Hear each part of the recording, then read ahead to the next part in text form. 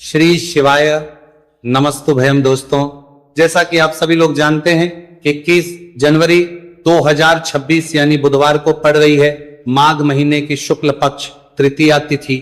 और दोस्तों, यह वह तिथि है जो माघ महीने में पड़ने सबसे बड़ी तिथि है, क्योंकि यह माघ महीने में पड़ने वाली है और इसका बहुत ही बड़ा और विशेष महत्व होता है। पूज्य गुरु जी ने कहा है कि अगर कभी भी मौका लग जाए और माघ महीने की तृतीया तिथि बुधवार को पड़ जाए तो आप लोगों को सातहरा दूर्वा का उपाय तो अवश्य ही करना चाहिए। इन दोनों का संयोग बहुत ही कम आता है। इसी के साथ में गुरु जी ने अपनी शिव पुराण कथा में बताया है कि इस दिन आपको 7 दुर्वा का उपाय तो आपको अवश्य ही करना चाहिए, क्योंकि ऐसा दिन पूरे साल में सिर्फ एक ही बार आता है।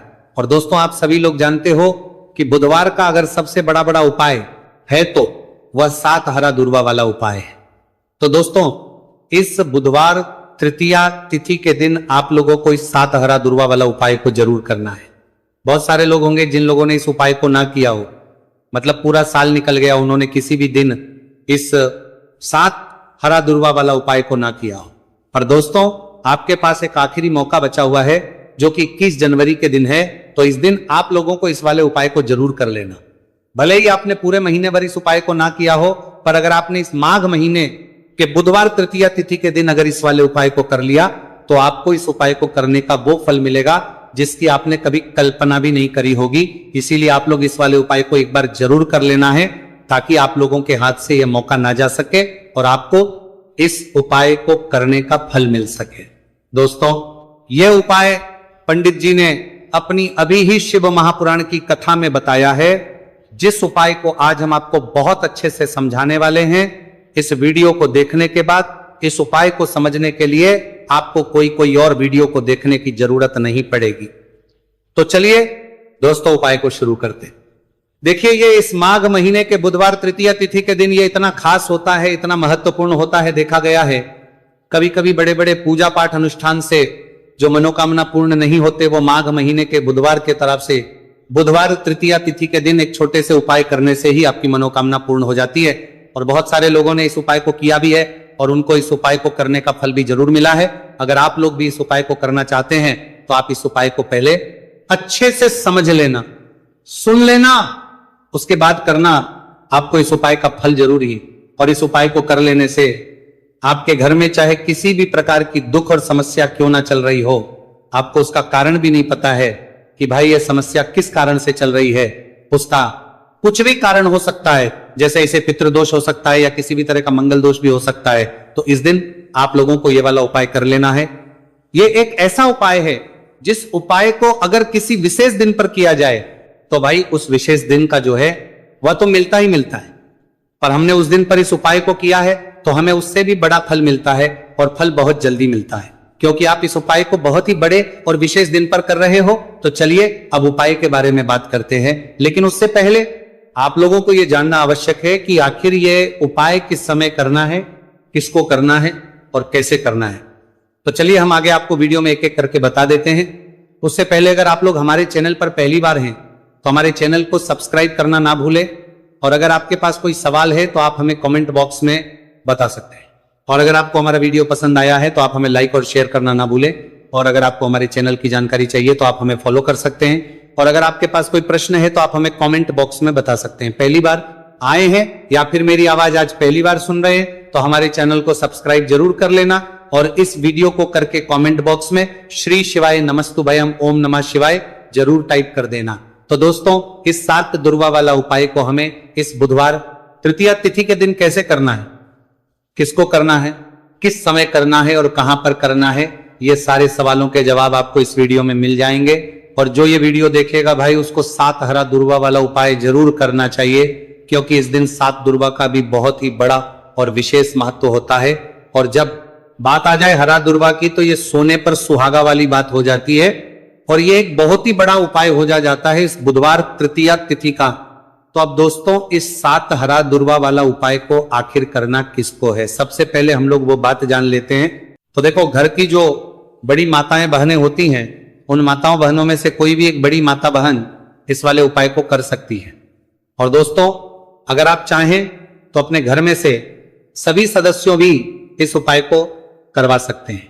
अगर किसी व्यक्ति की खुद की कोई मनोकामना है, खुद की कोई दुख और परेशानी है जो कि वो अपने लिए ही करना चाहता है, इस वाले उपाय को तो वो खुद अपने लिए भी कर सकता है। बाकी अगर कोई घर में से ऐसा है जो कि अपने पूरे घर परिवार की सुख और शांति के लिए ये वाला उपाय करना चाहता है, तो भाई वो भी करना सकता है, उसमें भी कोई दिक्कत वाली बात नहीं है।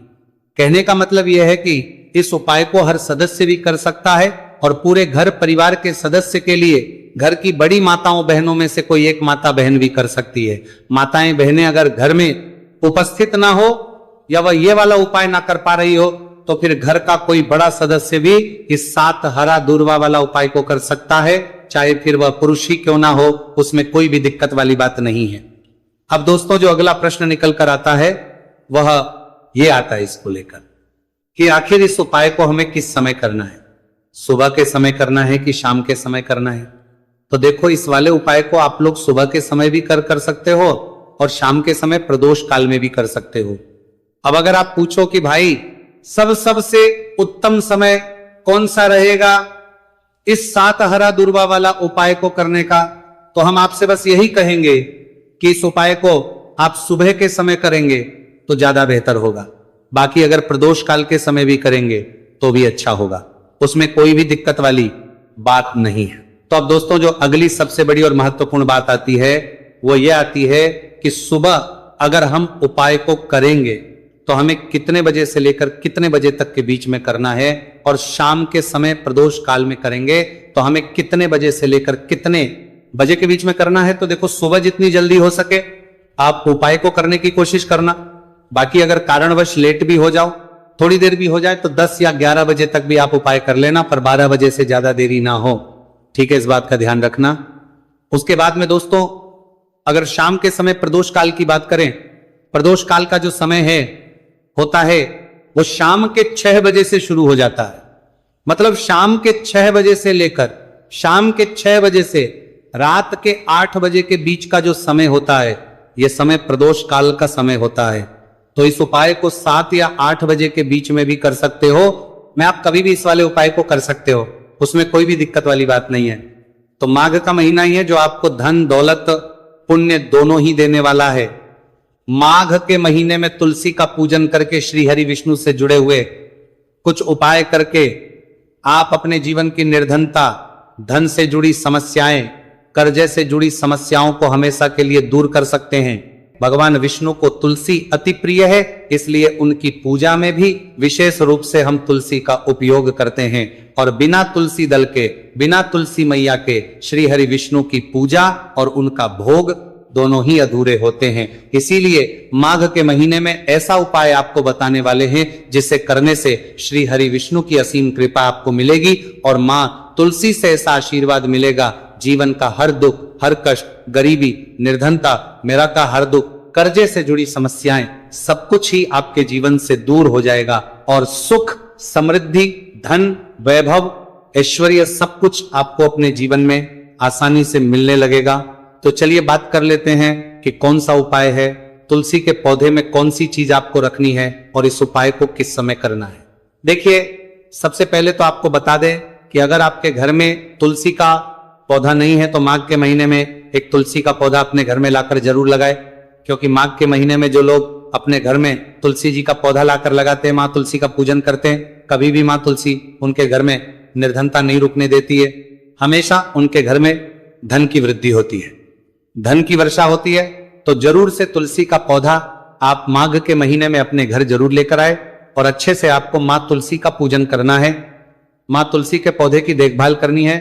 और वो कौन चीज है जो आपको तुलसी के पौधे में माघ के महीने 21 जनवरी बुधवार तृतीया तिथि में रखना है। और कैसे ये चीज रखते ही रातों रात आपके जीवन में चमत्कार होगा और आपके भाग्य का भी आपको साथ मिलेगा। तो देखिए, इस वीडियो में जितने भी उपाय हम आपको बताएंगे सभी उपाय सरल है। देखो, गुरुजी ने कहा है कि बुधवार के दिन आपको 7 हरा दूर्वा वाला उपाय तो अवश्य ही करना चाहिए। वीडियो के अंतिम में आपको उपाय बताया है, आपको करना है। देखो, आगे बढ़ने से पहले वीडियो को एक लाइक जरूर करें। देखो, सबसे पहला उपाय, यदि आपके जीवन में कर्जा बहुत अधिक है, आपके जीवन में संकट बहुत अधिक रहते हैं, आपके ऊपर बहुत अधिक विपदा आ रही है, बार बार आपको अपने व्यापार में और अपने धन में हानि देखने को मिल रही है, यानी कि आपको प्रत्येक कार्य में हानि हो रही है, तो आपको यह उपाय करना चाहिए। इस उपाय को करने के लिए आपको दो चीजों की आवश्यकता होगी। सबसे पहले है, आप जानते हो, जो कि भगवान गणेश जी को समर्पित होती है, तो आपको वो हरा दुर्वा की आवश्यकता होगी। साथ ही में एक लोटा जल की आवश्यकता होगी। और आप जब भी उपाय को करें, जिस दिन भी आपको करें, तो आपको प्रातः कल सुबह ही सुबह वह करना है। इस बात का विशेष रूप से आपको ध्यान रखना है। ठीक है, तो आपको एक हरा दुर्वा लेनी है। अगर आधा हरा दुर्वा भी मिल जाती है तो भी कोई दिक्कत नहीं है, बस आपको हरा दुर्वा है। अगर ज्यादा ना मिले तो उस स्थान पर एक हरा दुर्वा भी ले सकते हैं। हरा दुर्वा आपको आसानी से कहानी पर भी मिल जाएगी। बस याद रखिएगा, शुद्ध दुर्वा, और मतलब उसे शुद्ध करके ही उपयोग में लीजिएगा, है ना। तो आपको करना क्या है, एक हरा दुर्वा या एक से ज्यादा भी हरा दुर्वा आप लोग ले सकते हैं। तो एक हरा दुर्वा अपनी ले लीजिए। एक हरा दुर्वा के साथ में आप एक लोटा जल ले लीजिए, और इन दोनों ही चीजों को लेकर शिवाजी के मंदिर पहुंच जाइए। जी के मंदिर पहुंचकर सबसे पहले आप शिवाजी के पास में बैठ जाइए। शिवाजी के पास में बैठने के बाद जो शिवाजी की शिवलिंग होगी, शिवलिंग के ऊपर सबसे पहले आपको यह दुर्भाग्य को समर्पित करना है। दुर्भाग्य को कुछ इस प्रकार से समर्पित करना है कि जो दुर्भाग्य की दांडी का मुख होगा वह जलधारी की तरफ हो, जहां से जल नीचे करता है ना। और जो हरा दुर्वा का मिला हुआ भाग होगा वो अपने आप शिवाजी के पीछे की तरफ हो जाएगा। ठीक है, तो इस प्रकार से ये हरा दुर्वा का ये दुर्वा आपको भगवान शिवाजी का शिवलिंग के ऊपर समर्पित करनी है। और जो एक लोटा जल आप अपने साथ लेकर आए हैं, इसी दूर के ऊपर भगवान शिवजी के शिवलिंग के ऊपर एक धारा से आपको समर्पित कर देना है। ठीक है, अब यहां पर देखने बात यह है कि यह उपाय इस व्यक्ति को करना है जिस व्यक्ति की नौकरी नहीं लग रही हो। जो व्यक्ति परीक्षा में पास होना चाहता हो, तो इस व्यक्ति को अपने हाथों से इस उपाय करना है, तभी उपाय कम करेगा। ठीक है, उपाय को करने के बाद आपको 3 महीने उपाय आपको कब तक करना है, जब तक कि आपकी नौकरी ना जाए। जब तक आप इस उपाय को नियम के साथ करो, आपकी नौकरी जरूर लगेगी। अब बात करते हैं दूसरे उपाय के बारे में। तो देखिए, दूसरे उपाय जो है, देखिए, इस उपाय के लिए आपको मात्र 1 लौंग का जोड़ा लेना है, यानी कि 2 फूल वाली लौंग लेनी है। साथ में आपको मात्र थोड़ा सा शहद लेना होगा, और इसी के साथ में आपको तांबे के पात्र अंदर शुद्ध जल लेना होगा। अब देखिए, इन सभी सामग्रियों को लेकर के आपको भगवान शिव के मंदिर में पहुंच जाना है। देखिए, ये उपाय आप सुबह से लेकर शाम तक कर सकते हैं। तो वो सबसे पहले तो आपके पास जो 2 फूल वाली लौंग है, उन्हें आपको शहद के अंदर अच्छे से डुबो है, यानी कि दोनों लौंग पर आपको अच्छे से शहद का लेपन कर देना है। अब आपको जो आपके पास एक लोटा जल है, सबसे पहले तो उसे शिवलिंग पर धीरे धीरे समर्पित करना है, और श्री शिवाय नमस्तुभयम इसका जाप करते हुए समर्पित कर देना है। अब आपके पास जो 2 फूल वाली लौंग है शहद से, उसे आपको शिवलिंग पर अर्पित करना है, और आपको प्रार्थना करनी है जीवन में जो रोग की स्थिति है वह समाप्त हो, जीवन के जो संकट और समस्याएं हैं वह सभी समाप्त हो, जीवन से जो कर्ज की समस्या है वह समाप्त हो। इस प्रकार से प्रार्थना करते हुए ये जो 2 फूल वाली लौंग ही शहद संयुक्त इस आपको शिवलिंग पर अर्पित कर देनी है। आपकी जो भी समस्या होगी इस बुधवार के दिन अवश्य ही समाप्त हो जाएगी। तो इस प्रकार से आपको पहला उपाय करना है। अब हम बात कर लेते हैं दूसरे उपाय के बारे में। देखिए, यह उपाय आपके लिए सर्वश्रेष्ठ होने वाला है। देखिए, इस उपाय के लिए आपको चाहिए होंगे 5 हरा मूंग के दाने, और मूंग के दाने कहीं से भी खंडित नहीं होने चाहिए, इस बात का ध्यान रखें। और इसी के साथ में आपको एक तांबे के पात्र के अंदर अपने घर से शुद्ध जल, एक लोटा जल ले लेना है। अब दोस्तों, इन सभी सामग्रियों को लेकर के आपको सीधे पहुंच जाना है भगवान शिव के मंदिर में। देखिए, इस उपाय को भी आप सुबह भी कर सकते हैं और शाम के समय में भी कर सकते हैं। देखिए, भगवान शिव के मंदिर में पहुंचने के बाद आपके पास जो 5 हरे मूंग हैं, उनमें से पहला जो हरा मूंग है, आपको शिवलिंग के सामने जो नंदी महाराज होते हैं और उनका जो पैर उठा हुआ होता है, वहां पर आपको पहला हरा मूंग समर्पित करते हैं, और आपको इसका जाप कर लेना है। फिर आपको दूसरा हरा मूंग लेना है, और शिवलिंग पर जो श्री गणेश जी वाला स्थान होता है, वहां पर आपको ये दूसरा हरा मूंग समर्पित कर देना है।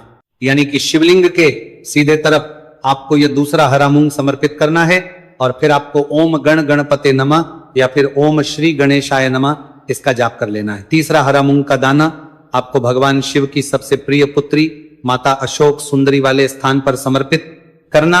शिव की जो जलाधारी होती है, जहां से जल बह करके आता है, उसी जलाधारी के बीच में जो कहीं कहीं उठी हुई लाइन होती है सांप की आकृति के रूप में, वहीं पर आपको तीसरा हरा मूंग समर्पित करना है और फिर आपको ओम नमः शिवाय इसका जाप कर लेना है। अब दोस्तों, चौथा जो हरा मूंग है उसे आपको भगवान कार्तिकेय जी का जो स्थान होता है शिवलिंग पर, वहां पर आपको ये चौथा हरा मूंग का दाना समर्पित कर देना है और आप ओम नमः शिवाय इसका जाप कर लेना है।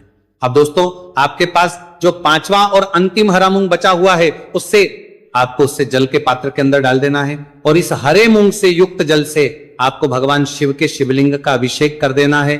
जल आपको बिल्कुल धीरे धीरे समर्पित करते जाना है और लगातार आपको शिव महापुराण के मूल श्री शिवाय नमस्तु भयम इसका जाप करते रहना है। फिर आपको शिवलिंग के आगे बैठकर, यदि आप अपने बच्चों के लिए यह उपाय कर रहे हैं, यदि आप अपने बच्चों की बुद्धि ज्ञान और विवेक के लिए उपाय कर रहे हैं, तो उसके लिए आपको प्रार्थना कर लेनी है, या फिर व्यापार में वृद्धि करने के लिए यह उपाय कर रहे हैं तो उसकी कामना करते हुए आपको प्रार्थना कर लेनी है, या फिर अपनी नौकरी के लिए कर रहे हैं, या फिर अपने इंटरव्यू के लिए, या फिर धन की प्राप्ति के लिए कर रहे हैं। जिस भी कामना के लिए आप उपाय कर रहे हैं उसे परिपूर्ण करने के आपको महादेव से प्रार्थना कर लेनी है और फिर आपको वापस अपने घर आ जाना है।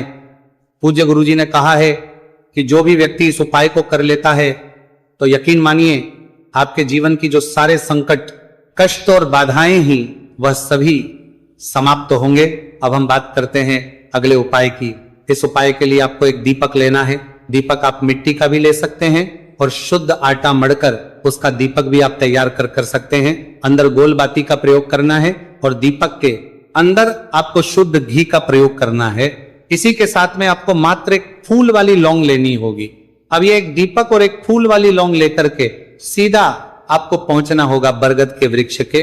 वहां पर देखिए, सबसे पहले तो आपके पास जो एक फूल वाली लौंग है उससे आपको बरगद के वृक्ष की जड़ में समर्पित करना है। देखिए, अगर आपके जीवन में कोई भी बड़ा संकट आने वाला है, कोई बड़ा कष्ट आने वाला, तो वह इस उपाय के माध्यम से दूर होने वाला है। महादेव की विशेष कृपा रहेगी कि जो भी संकट आपके जीवन में आने वाला होगा वो भी दूर हो जाएगा। तो आपको एक लौंग समर्पित करनी है बरगद के वृक्ष की जड़ में, और वहीं पर आपको जो है गोलबाती वाला दीपक जो आप लेकर के गए हैं उससे भी वहां पर प्रज्वलित कर देना है, वटकेश्वर महादेव का स्मरण करते हुए। देखिए, जब भी आपको जीवन में इस साल लगने लगे कि आपके जीवन में कुछ भी अच्छा नहीं चल रहा है, तब भी आपको इस साल उपाय करना है। तो इस प्रकार से आपको यह उपाय करना है। अब हम जान लेते हैं चौथे विशेष उपाय के बारे में। देखें, यदि आपके विवाह में, शादी में कोई भी समस्या आ रही है, यदि आपका जो कर्ज है वह दिन पर दिन बढ़ते ही जा रहा है, तो आपको यह चमत्कारी उपाय करना चाहिए। कोई भी समस्या अगर जीवन में है तो उसे दूर करने के लिए आपको इस उपाय करना चाहिए। मंगल दोष से जुड़ी हुई समस्या भी है तब आपको यह उपाय करना चाहिए। देखिए, इस उपाय के नीचे पारा बोल करने चाहिए ले आपको एक तांबे के पात्र के अंदर अपने घर से शुद्ध जल लेना है और इसी के साथ में आपको एक चुटकी लाल चंदन लेना होगा। अब आपको क्या करना है कि जो लाल चंदन आपने लिया है उसे आपको उससे जल के पात्र के अंदर डाल देना है और ये जल जो है आपको लाल चंदन से युक्त तैयार कर लेना है। और ये लाल चंदन से युक्त जल आपको भगवान शिव के मंदिर में लेकर के पहुंचना है, लेकिन उपाय भी आप सुबह से लेकर के शाम तक कर सकते हैं। अब दोस्तों, ये जो लाल चंदन से युक्त जल है इससे आपको भगवान शिव के शिवलिंग पर धीरे धीरे अर्पित कर देना है और आपको लगातार श्री शिवाय नमस्तु भयम इसका जाप करते रहना है।